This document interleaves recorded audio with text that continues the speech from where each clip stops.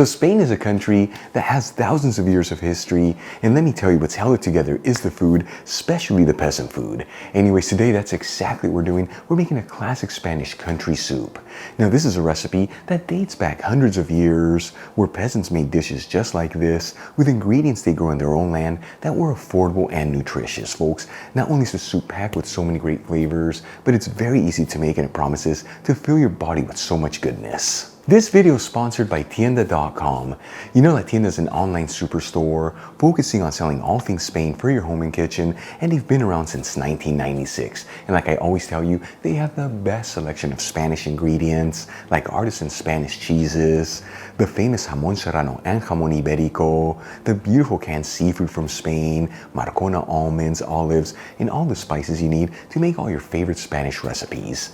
And let me tell you, when it comes to cookware, they have the biggest selection of authentic Spanish paella pans that range in size from 2 servings all the way up to 50 servings, and they even offer classic grilling systems that way you can always perfectly cook your paella. Folks, visit Tienda.com, let them know Albert from Spain on a Fork sent you there, and make sure to use coupon code on a fork during checkout for 10% off your order.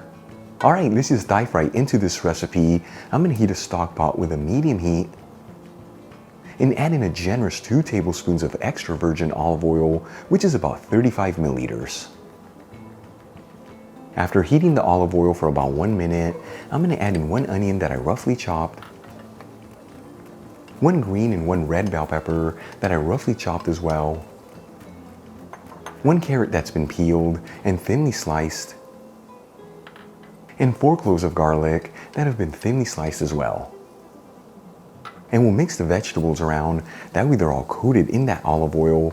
And since we cut the vegetables into larger chunks, you don't have to mix this continuously, but do get in there every minute or so, that way they all evenly saute.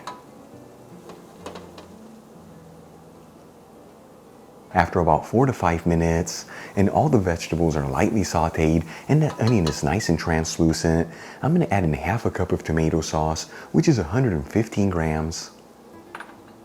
Along with 1 teaspoon of dried oregano, which is about 1 gram, and half a teaspoon of dried thyme, which is about half a gram. And we'll give it a mix, that way everything's evenly mixed together, and then simmer it for a couple minutes. As always, the tomato sauce that I'm using, I made by finely grating fresh tomatoes, but as always, you can substitute it for the same amount of canned tomato sauce or even passata. After about 3 minutes, and that tomato sauce has slightly thickened up, I'm going to add in a 15.5 ounce can of white beans, which is about 440 grams.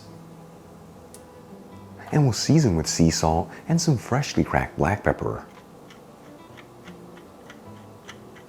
And we'll give it a gentle mix, that way everything's evenly mixed together. Now before I added the canned beans into the stock pot, I did drain them into a colander and rinse them under some cold running water. And let me tell you, it's so important to take that step, that way the beans can absorb all the flavors in the pan.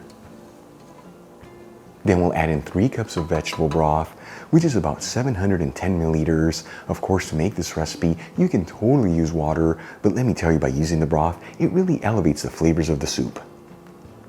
And we'll also add in 2 bay leaves. Then we'll turn up the heat to a high heat, and we'll give it a mix and bring the broth to a boil. Once the broth comes to a boil, I'm going to place the lid on the stock pot, and we'll lower the fire to a low-medium heat and simmer the soup for about 10 minutes. This is enough time for all the flavors to develop and for those white beans to have the most incredible melt in your mouth texture. In the meantime, let's make some homemade croutons that give the soup the most beautiful texture. I'm going to heat a small fry pan with a medium heat and add in a 1/4 cup of extra virgin olive oil, which is about 60 milliliters. In the meantime, I'm going to cut a couple slices from a baguette that are 1 inch thick, which is about 2.5 centimeters. And we'll cut each slice of baguette into 6 evenly sized pieces.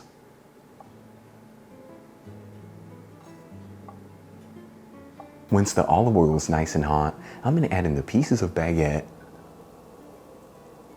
and we'll mix them around, that way they're all coated in that olive oil, and we're going to fry them for a couple minutes or until they're golden fried.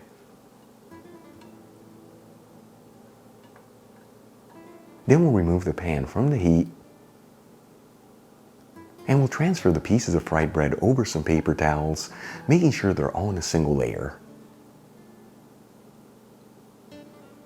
Okay, let's move back to the stock pot. It's been simmering for about 10 minutes, and at this point, all the flavors should be fully developed. For the last step, I'm gonna remove the lid, add in 1/3 cup of frozen peas, which is about 45 grams, and we'll give it one final mix and simmer it for another 1 to 2 minutes. Then we'll remove the stock pot from the heat and transfer some of the soup into a shallow bowl.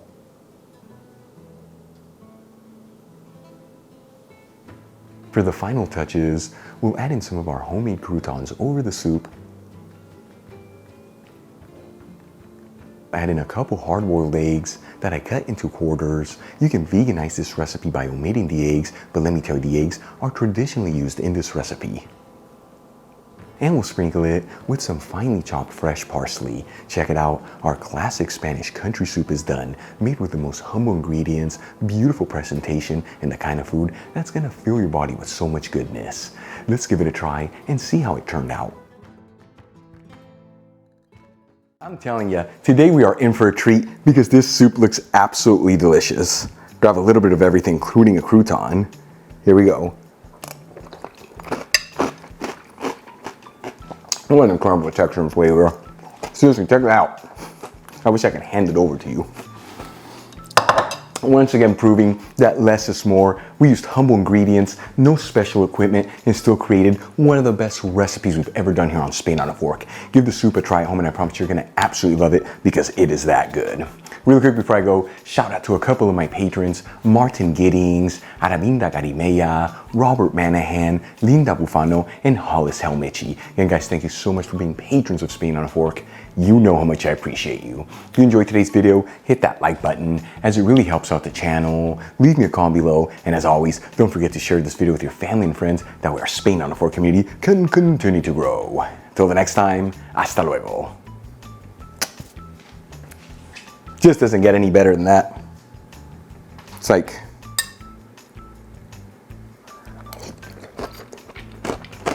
oh my god, those croutons really take this to the next level. Hasta luego.